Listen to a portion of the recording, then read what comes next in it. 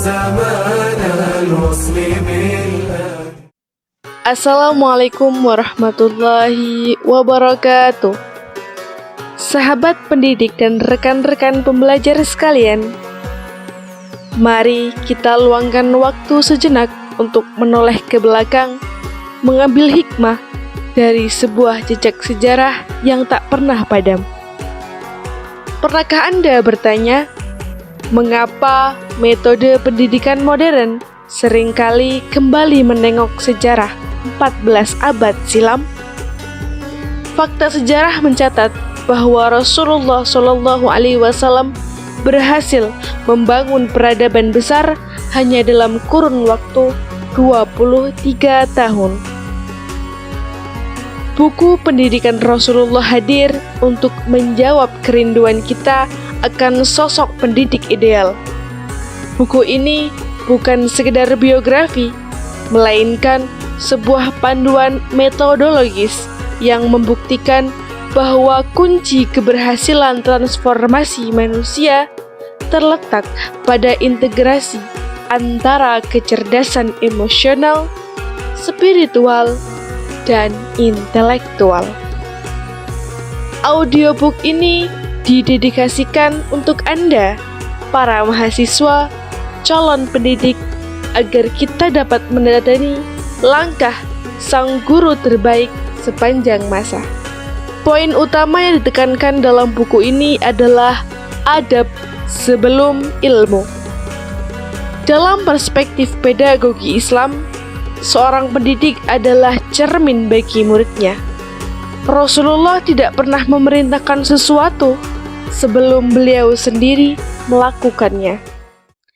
Inilah yang kita sebut sebagai uswatun hasanah.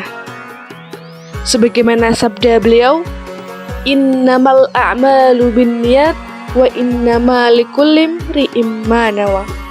Sesungguhnya amal itu tergantung pada niatnya, sedangkan setiap orang akan mendapatkan sesuatu sesuai dengan apa yang diniatkannya. Hadis riwayat Bukhari dan Muslim. Bagi kita mahasiswa, niat bukan sekedar formalitas, melainkan motor penggerak. Mengajar bukan sekedar transfer informasi, tapi transfer nilai. Jika niatnya tulus, maka ilmu yang disampaikan akan memiliki ruh yang mampu menggerakkan hati. Ringkasan kedua membahas tentang metode kasih sayang dan kesabaran. Rasulullah mengajar dengan hati, bukan dengan amarah. Beliau memposisikan diri sebagai orang tua yang penuh cinta. Terkait kesabaran dalam proses belajar mengajar, Imam Syafi'i dalam kitab diwannya berkata, bersabarlah atas pahitnya sikap kurang mengenakan dari guru, karena sesungguhnya endapan ilmu adalah dengan menyertainya. Barang siapa yang belum merasakan pahitnya belajar meski sesaat, maka akan menahan hinanya kebodohan sepanjang hidupnya. Pesan ini sangat mendalam. Sebagai pendidik, kita harus sabar menghadapi berbagai macam karakter peserta didik. Dan sebagai pembelajar, kita harus tabah meniti jalan ilmu yang sangat panjang. Buku ini juga mengungkap bahwa Nabi adalah pakar komunikasi.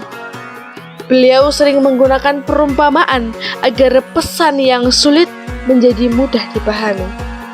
Teknik ini relevan dengan metode active learning saat ini. Sebagaimana firman Allah dalam surat Thaha ayat 114 yang berbunyi, A'udzu billahi minasy syaithanir rajim. Bismillahirrahmanirrahim. Allahul malikul haq. ولا تجعل بالقرآن من قبل أن يقضى إليك وحيه wa qur rabbi zidni ilma, yang artinya, Maha tinggi Allah, Raja yang sebenar-benarnya. Janganlah engkau Nabi Muhammad terburu-buru membaca Al-Quran sebelum selesai pewahyuannya kepadamu dan berkata, Ya Tuhanku, tambahkanlah ilmuku. Pesan ini beriringan dengan sabda beliau. Perumpamaan orang yang belajar ilmu di waktu kecil adalah seperti mengukir di atas batu. Dan perumpamaan orang yang belajar ilmu di masa dewasa adalah seperti menulis di atas air. Hadis riwayat Tabrani. Nabi mengingatkan kita untuk memaksimalkan masa muda dalam mencari ilmu, sekaligus mengingatkan para pendidik untuk menggunakan analogi yang dekat dengan dunia mahasiswa agar materi yang disampaikan tidak terasa kering. Sahabat pendidik dan rekan-rekan pembelajar sekalian, jalan pedagogi Islam adalah jalan cahaya.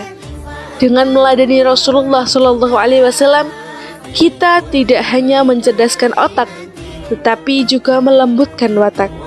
Semoga ringkasan dari buku ini memicu semangat kita sekalian untuk terus menggali khazanah pendidikan Islam yang luar biasa. Saya Oktir Awalia Mukarramah, mari menjadi bagian dari generasi pendidik yang mencerahkan. Wassalamualaikum warahmatullahi wabarakatuh.